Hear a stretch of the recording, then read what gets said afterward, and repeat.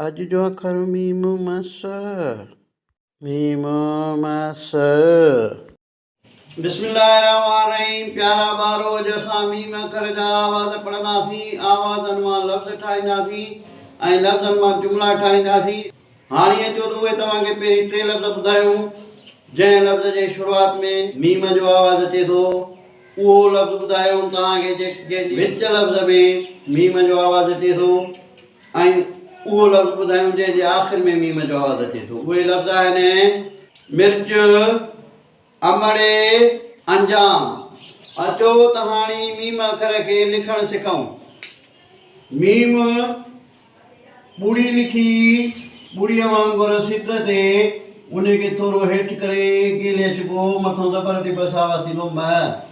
मीम गोल ठाहे मुंहुं ऐं हेठि छिके अचिबसि रे वांगुरु ऐं हेठां ज़ेर टी बस आवाज़ थींदो में। मीम गोल ठाहे ऐं मथां पेश टी बस आवाज़ थींदो म। मीम खे सिट ते लिखी पोयों अलफ़ टी बस त थींदो मां।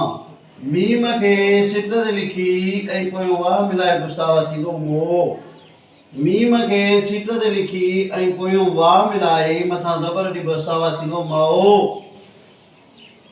मीम लिखी ऐं पोयों वाह मिलाए मथां पेश टी बस आवाज़ थींदो मूं। मीम लिखी ऐं पोयों ये मिलाए बस आवाज़ थींदो में। मीम लिखी पोयों ये मिलाए ऐं मथां ज़बर टी बस आवाज़ थींदो मए। मीम लिखी पोयों ये मिलाए ऐं हेठां ज़ेर टी बस आवाज़ थींदो मी। म, में, म, मा, मो, मओ, मूं, में, मए, मी। ये हुआ आवाज़। हाणे लिखंदासीं लफ़्ज़। मीम ज़बर म, तेवा तो, मतो। मतो माना क़ाइदो कानून। मीम ज़ेरे में तइये ते रेवारू, मितेरू। मितेरो हिकिड़ो वल जो नालो आहे। उन में नंढा नंढा चिबड़ थींदा आहिनि, उनखे मितेरे खे चिबड़ चइबो आहे। मीम पेशो म, हे पेशो ह, ते अलफ़्ता, जेम पेशो ज, मोहताज। मोहताज माना घुरजाऊ। मीम अलफ़ मां, ते ज़बर त, रे पेशो र, मातार। मीम वामू, ते ज़ेरे ते ये वायु, मोतियो।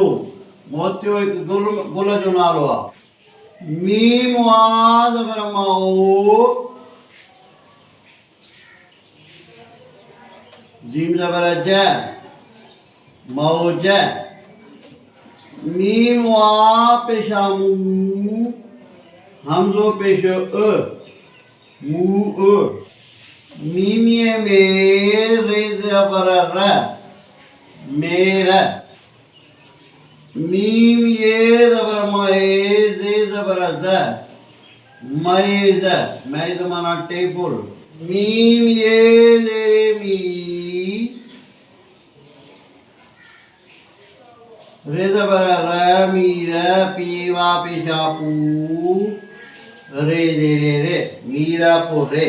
मीरापुर हिकु शहर जो नालो आहे।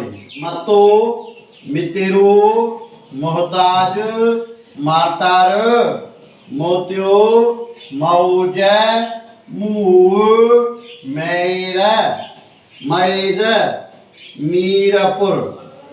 इहे हुआ मीम अखर जा आवाज़ ऐं लफ़्ज़।